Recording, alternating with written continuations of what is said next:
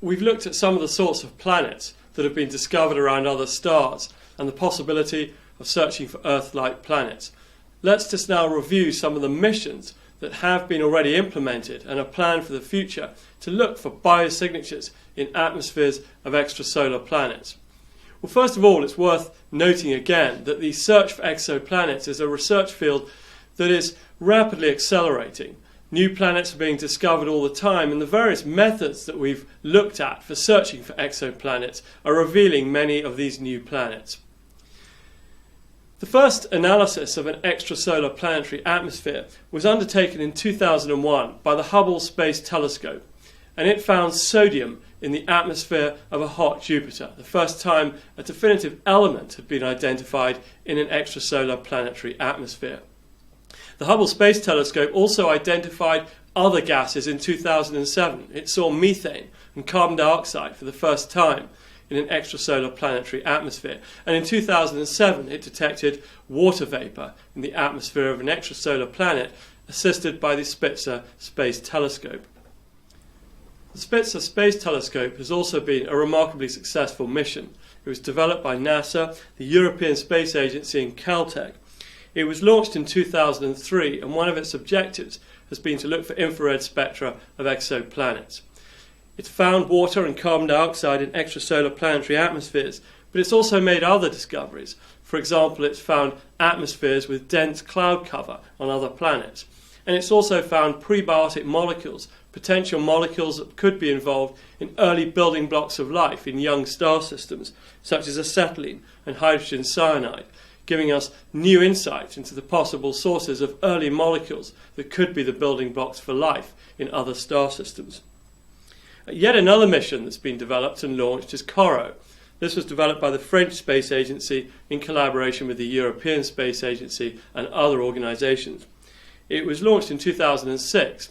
Now, this mission was not specifically looking for biosignatures in the atmospheres of extrasolar planets, but it has been remarkably successful in discovering new planets using the transit method. In fact, it discovered one of the smallest exoplanets that was known at the time it was launched, CORO 7b, which is about 1.6 times the size of the Earth.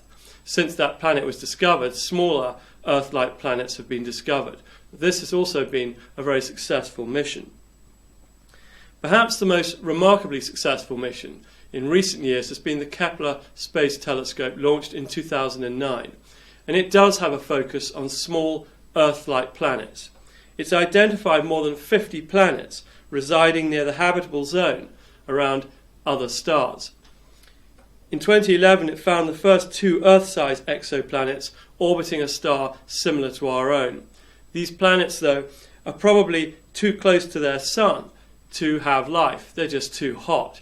But they did demonstrate the first detection of rocky planets of similar size to the Earth, terrestrial-type planets, that were the building blocks of new types of searches for Earth-like worlds. There are future missions that are planned. For example, the Gaia mission, which is being developed by the European Space Agency, is planned to be launched in 2013, and it will be capable of detecting tens of thousands of extrasolar planetary systems. The James Webb Space Telescope, developed by NASA in collaboration with other space agencies, is also going to provide a next generation of infrared analyses, allowing us to look at the atmospheres of extrasolar planets.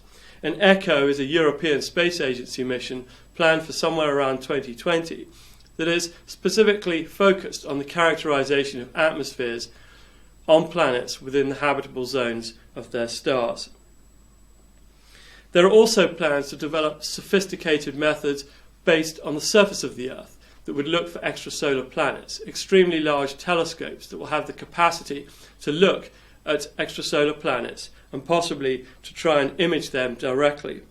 There are 3 projects funded to date, and they may enable us to look for Earth-like planets looking directly at the light given off by those planets and so directly image them.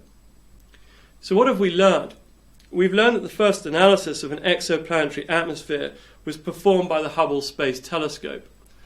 We've learned that since then several exoplanet missions have been launched, the Spitzer Space Telescope, CORO and Kepler as examples. And we've already found prebiotic molecules in early star systems and begun to characterize the atmospheres of extrasolar planets. We're not yet at the position of being able to look for biosignatures, but we now know how to look for spectra of exoplanets. And since the launch of Kepler in 2009, the known number of planets in the habitable zone or near the habitable zone of distant stars is greater than 50.